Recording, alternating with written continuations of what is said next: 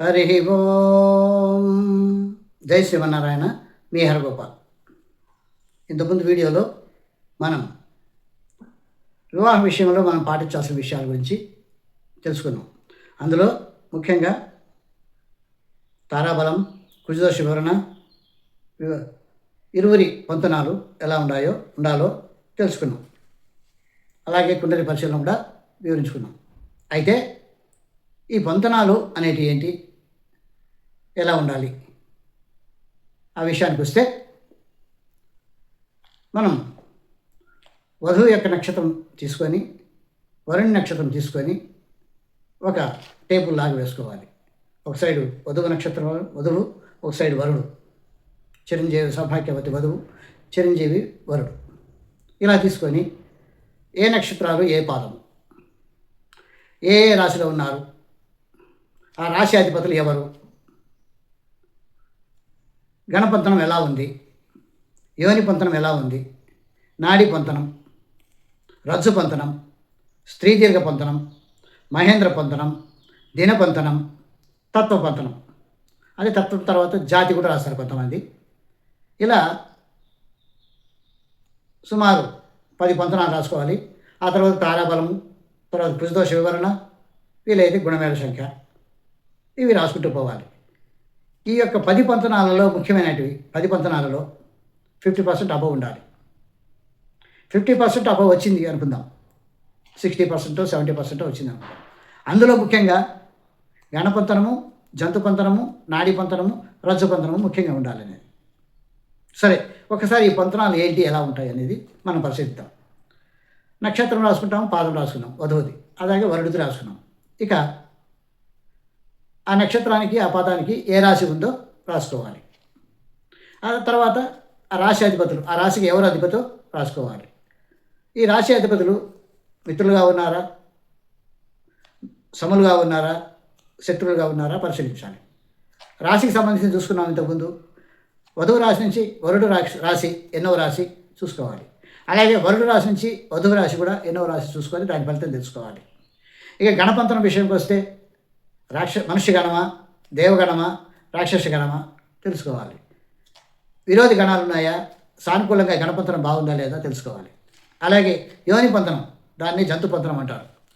మరి సాధారణ జంతువులు ఉన్నాయి, గోవు, పులి, సింహము, ఏనుగ, కుక్క, పిల్లి, ఎలుక, పాము, ఇలాంటి జంతు పంతనాలు కూడా తెలుసుకోవాలి. వధువుది ఏ జంతువు కింద వస్తుంది, వరుడు ఏ జంతువు కింద వస్తుంది, ఈ జంతువులకి విరోధం ఉందా లేదా కూడా తెలుసుకోవాలి. ఇక నాడీ పంతనం, నాడీ పంతనంకి వచ్చినప్పుడు వీళ్ళది ఆది నాడ్య, మధ్య నాడ్య, అంత్య నాడ్య అని తెలుసుకోవాలి. ఇక ఏకనాడి అన్నప్పుడు సంతాన విషయంలో కొంచెం ఇబ్బందులు ఉంటాయనేది చేయరు. అలాగే రజ్జు విషయానికి వస్తే శిరోరజ్జ, కంఠరజ్జ, ఉదరరజ్జ, పాదరజ్జ, ఈ 4 రజ్జుల్లో వధువుది ఏ రజ్జుకి సంబంధించిందో, వరుడు ఏ రజ్జుకు సంబంధించిందో ఏకరజ్జు ఉండరాదు అనేది కూడా శాస్త్రం. ఇక స్త్రీ దీర్ఘ పంతనం, స్త్రీ దీర్ఘానికి వస్తే వధువు నక్షత్రం నుంచి వరుడు నక్షత్రానికి లెక్కేసుకొని అది మొదటి నమ్మకంలో ఉందా, రెండవ నమ్మకంలో ఉందా, మూడవ నమ్మకంలో ఉందా డివైడ్ చేసుకొని ఏ నమ్మకంలో ఉందో దాని ఫలితాన్ని తెలుసుకోవాలి. అలాగే మహేంద్ర పంతనం విషయానికి వస్తే వధువు నక్షత్రం నుంచి వరుడు నక్షత్రానికి లెక్కించి అది దుఃఖమా, శుభకరమా తెలుసుకోవాలి.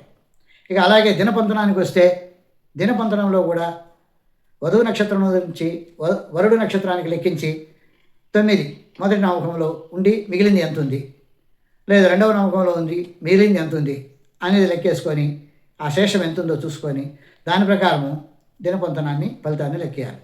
ఇక తత్వం, భూతత్వమా, జలతత్వమా, ఆకాశతత్వమా, వాయుతత్వమా, అలా తత్వాన్ని కూడా మనము తెలుసుకోవాలి. అంటే వధువు యొక్క తత్వము, వరుణి యొక్క తత్వం, ఈ తత్వాల్లో కూడా భూమికి ఆకాశానికి విరోధం అనుకుంటాం, ఆ విధంగా తెలుసుకోవాలి.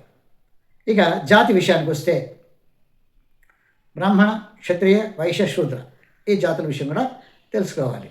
అంటే అబ్బాయి జాతి కంటే అమ్మాయి జాతి కొద్దిగా తక్కువగా ఉండాలి అనేది శాస్త్రం. ఈ విధంగా అన్ని విషయాల్లో కూడా వధువు యొక్క నక్షత్రాన్ని బట్టి, వధువు యొక్క రాశిని బట్టి, వధువు యొక్క సంఖ్యను బట్టే క్యాలిక్యులేట్ చేసుకోవాలి. ఒక జాతి విషయంలో మాత్రము వరుని పరిశీలన తీసుకోవాలి. ఇక వీటన్నిటిలో కూడా మనకు 50% కంటే ఎక్కువగా ఉంటే నిర్భయంగా వివాహం చేయవచ్చు. ఆ 50%లో కూడా గణపంతరం బాగుందా లేదా చూసుకోవాలి, జంతు పంతరం బాగుందా లేదా చూసుకోవాలి, నాడీ పంతరం బాగుందా లేదా చూసుకోవాలి, రజ్జు పంతరం బాగుందా లేదా చూసుకోవాలి. ఏకరజ్జు ఉండరాదు, ఏకనాడి ఉండరాదు, విరోధి జంతు ఉండరాదు, విరోధి గణం ఉండరాదు.